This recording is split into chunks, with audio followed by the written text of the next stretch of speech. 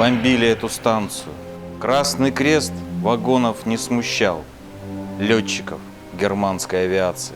Вот уже в руинах лег вокзал, вот уже горят цистерны с топливом, паровозы повалились с рельс.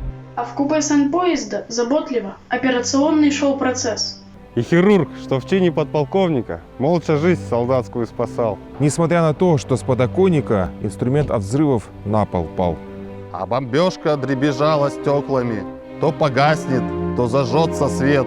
Бушевал огонь войны за окнами, но не дрогнул скальпель, нет. И бойцу уже совсем не боязно, ведь спасен хирургом ничего. Из всего того состава поезда только этот уцелел вагон.